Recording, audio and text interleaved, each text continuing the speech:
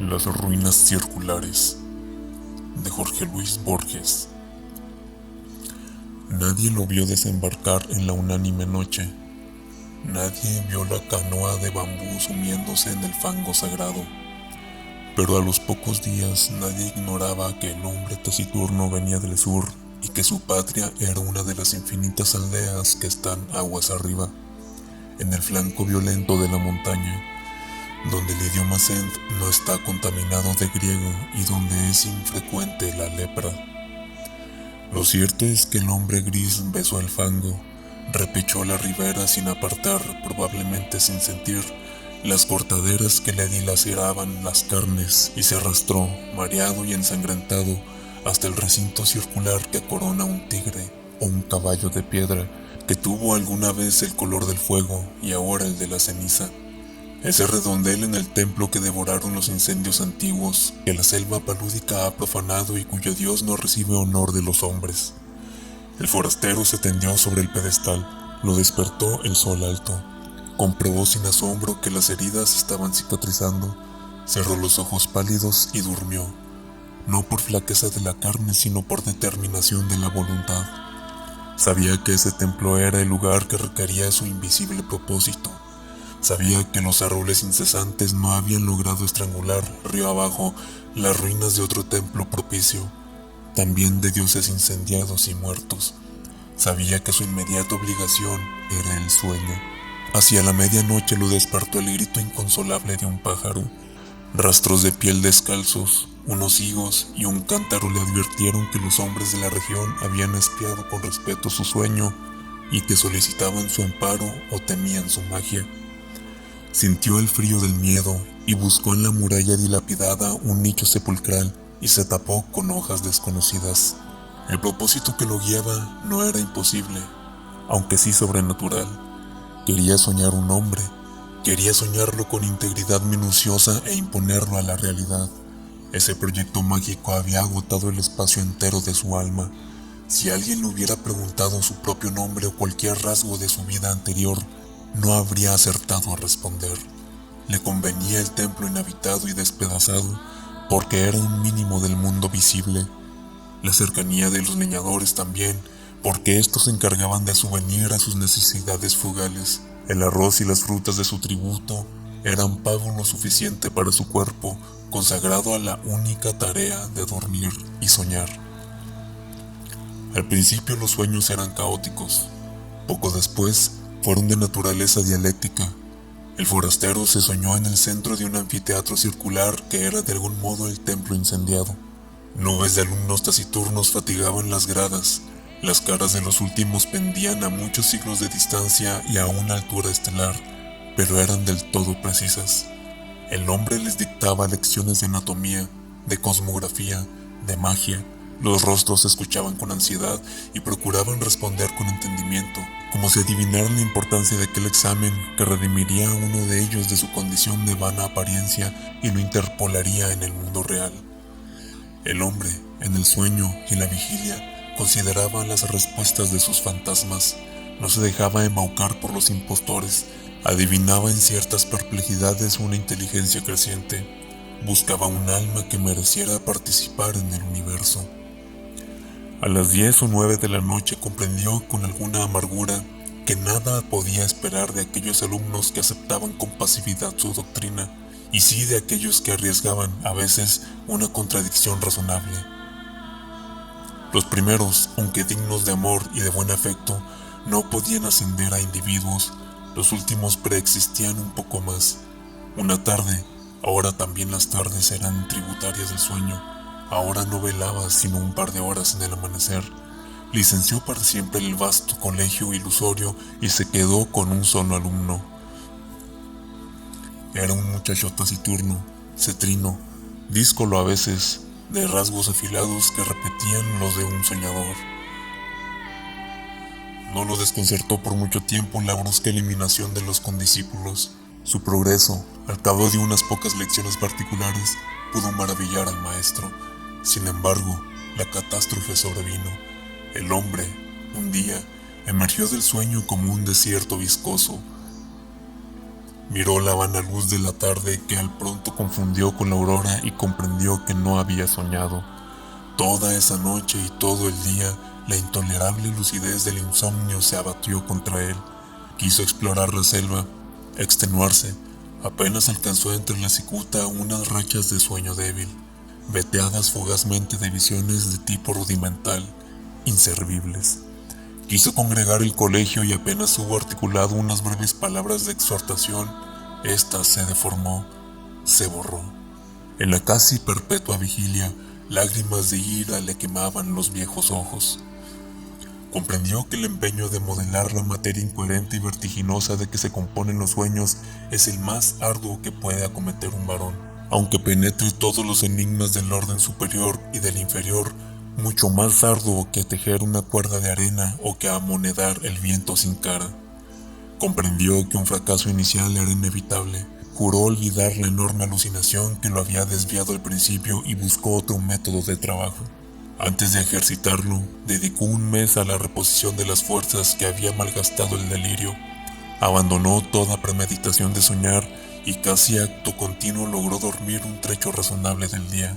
Las raras veces que soñó durante ese periodo, no reparó en los sueños. Para reanudar la tarea, esperó que el disco de la luna fuera perfecto. Luego, en la tarde se purificó con las aguas del río.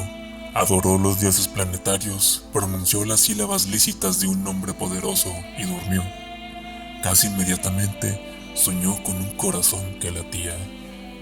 Lo soñó activo, caluroso, secreto, del grandor de un puño cerrado, color granate en la penumbra de un cuerpo humano aún sin cara ni sexo.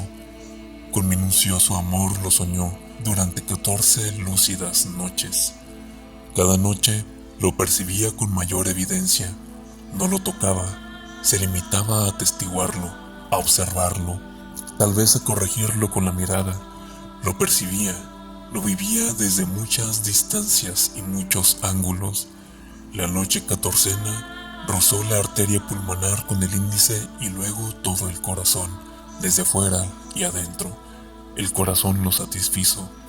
Deliberadamente no soñó durante una noche. Luego retomó el corazón, invocó el nombre de un planeta y emprendió la visión de otro de los órganos principales. Antes de un año llegó al esqueleto, a los párpados. El pelo innumerable fue tal vez la tarea más difícil. Soñó un hombre íntegro, un mancebo, pero este no se incorporaba ni hablaba ni podía abrir los ojos. Noche tras noche, el hombre lo soñaba dormido. En las cosmogonías gnósticas, los demiurgos amasan un rojo Adán que no logra ponerse de pie.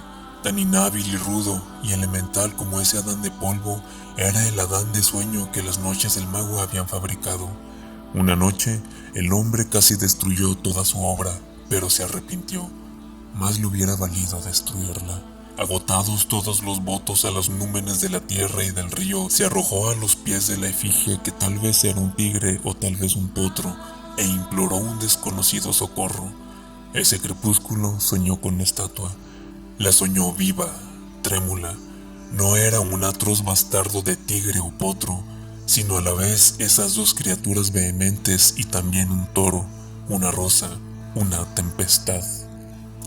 Ese múltiple dios le reveló que su nombre terrenal era fuego, que en ese templo circular y en otros iguales le habían rendido sacrificios y culto y que mágicamente animaría al fantasma soñado, de suerte que todas las criaturas, excepto el fuego mismo y el soñador, lo pensaran un nombre de carne y hueso.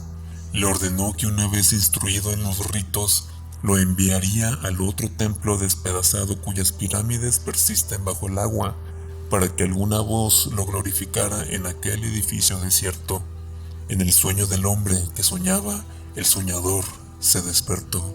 El mago ejecutó esas órdenes, consagró un plazo que finalmente abarcó 2 años a descubrirle los arcanos del universo y del culto del fuego. Íntimamente le dolía apartarse de él. Con el pretexto de la necesidad pedagógica, dilataba cada día las horas dedicadas al sueño. También rehizo al hombro derecho, acaso deficiente. A veces lo inquietaba una impresión de que ya todo eso había acontecido. En general, sus días eran felices.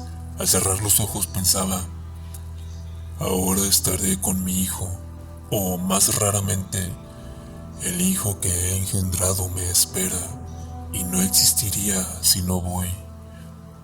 Gradualmente lo fue acostumbrando a la realidad. Una vez le ordenó que embanderara una cumbre lejana. Al otro día, flameaba la bandera en la cumbre. Ensayó otros experimentos análogos cada vez más audaces. Comprendió con cierta amargura que su hijo estaba listo para nacer y tal vez impaciente. Esa noche lo besó por primera vez y lo envió al otro templo cuyos despojos blanqueaban río abajo, a muchas leguas de inextricable selva y de ciénaga. Antes, para que no supiera nunca que era un fantasma, para que se creyera un hombre como los otros, le infundió el olvido total de sus años de aprendizaje. Su victoria y su paz quedaron empañadas de hastío. En los crepúsculos de la tarde y del alba se posternaba ante la figura de piedra, tal vez imaginando que su hijo irreal ejecutaba idénticos ritos. En otras ruinas circulares, aguas abajo, de noche, no soñaba, o soñaba como lo hacen todos los hombres. Percibía con cierta palidez los sonidos y formas del universo. El hijo ausente se nutría de esas disminuciones de su alma. El propósito de su vida estaba colmado. El hombre persistió en una suerte de éxtasis. Al cabo de un tiempo que ciertos narradores de su historia prefieren computar en años y otros en lustros, lo despertaron los remeros a medianoche. No pudo ver sus caras, pero le hablaron de un hombre mágico en el templo del norte, capaz de hollar el fuego y de no quemarse. El mago recordó bruscamente las palabras del dios. Recordó que de todas las criaturas que componen el orbe, el fuego era la única que sabía que su hijo era un fantasma. Ese recuerdo, apaciguador al principio, acabó por atormentarlo. Temió que su hijo meditara en ese privilegio anormal y descubriera de algún modo su condición de mero simulacro, no ser un hombre, ser la proyección de un sueño de otro hombre. ¡Qué humillación incomparable! ¡Qué vértigo! A todo padre le interesan los hijos que ha procreado, que ha permitido, en una mera confusión o felicidad. Es natural que el mago temiera por el porvenir de aquel hijo, pensando entraña por entraña y rasgo por rasgo en 1001 noches secretas. El término de sus cavilaciones fue brusco, pero lo permitieron algunos signos. Primero, al cabo de una larga sequía, una remota nube en un cerro, liviana como un pájaro. Luego, hacia el sur, el cielo que tenía el color rosado de la encía de los leopardos. Luego las humaredas que rumbraron el metal de las noches. Después, la fuga pánica de las bestias. Porque se repitió lo acontecido hace muchos siglos. Las ruinas del santuario del dios del fuego fueron destruidas por el fuego. En un alba sin pájaros, el mago vio cernirse contra los muros el incendio concéntrico. Por un instante, pensó refugiarse en las aguas, pero luego comprendió que la muerte venía a coronar su vejez y a absolverlo de sus trabajos. Caminó contra los jirones de fuego. Estos no mordieron su carne. Estos lo acariciaron y lo inundaron sin calor y sin combustión, con alivio, con humillación, con terror. Comprendió que él también era una apariencia, que otro estaba soñándolo.